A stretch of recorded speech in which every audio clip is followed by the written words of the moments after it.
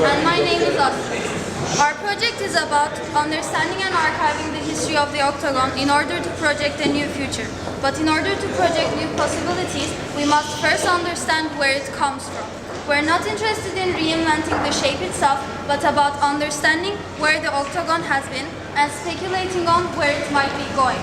This is often the case with any ordinary shape. Take a circle, a square, and a triangle. But the octagon shape drives today's focus because it's one of the few defining shapes in the slope of Hall region. Through the video, we will take you through a deep scan of the octagon. We would reflect upon its past, present, and future in 4 different acts. The final projection within each act is meant to reference the octagon's entire history within the categories. Enjoy. Act 1, Geometry. The octagon is a flipped figure with 8 straight sides and angles.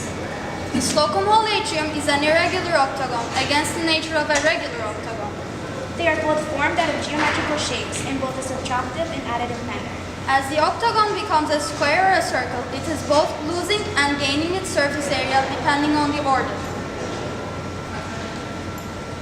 Act 2, Symbol.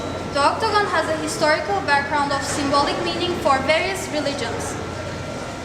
The Hindu star comes from the mystical union of male and female, representing creation.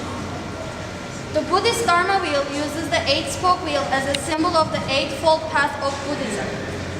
Sufi symbols represent the unity of creation, people, and religions.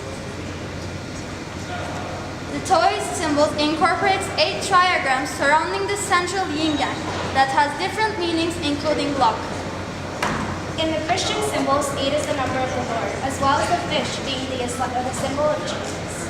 In Islamic symbols, to Muslims, the octagonal form symbolizes the infinite, uncentralized nature of the creation of Allah.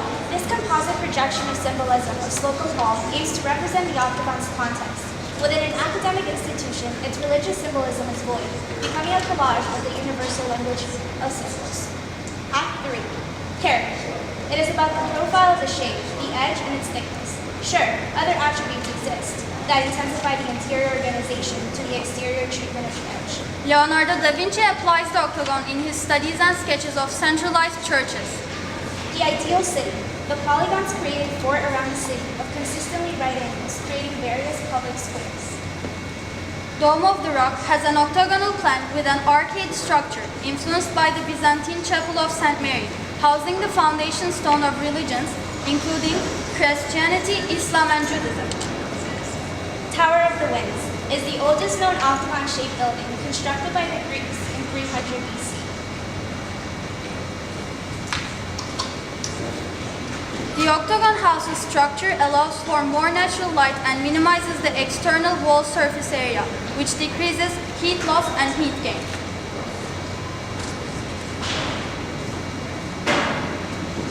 The composite projection of the octagon's profile is an edge that advocates for centripetal and centrifugal organization of circulation in the program. Act 4, Complexity. Here we can elaborate on the complexity of cultural meaning, value, and geometrical legibility.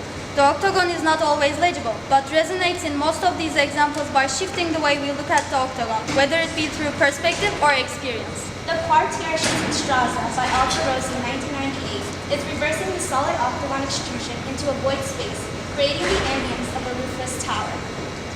Santa Maria del Fiore Dome by Brunelleschi, 1436, is the first octagonal dome in history to be built without wooden support. The UIC campus by Walter Niche, 1968, is about field theory and the repetition of the octagon, creating modular and non-modular geometries where the circulation has been elevated to facilitate student movement.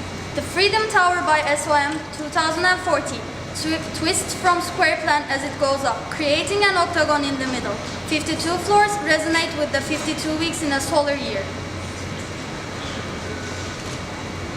In our composite projection, the octagon swallows Slocum Hall, consuming it in the complexity of program, movement, and edge condition. It is Slocum's argument for complexity. We propose scaling the existing atrium to become each floor of Slocum in the shape of an octagon. Each floor has been given its function. Third floor, second floor, first floor. As a result, through our projection, we're able to reveal and x-ray the historical and cultural evolution of the octagon. It's not about the perfect octagon or the type of shape used, but in our case, it has to do with understanding of where the octagon has been and speculating on where it might be going.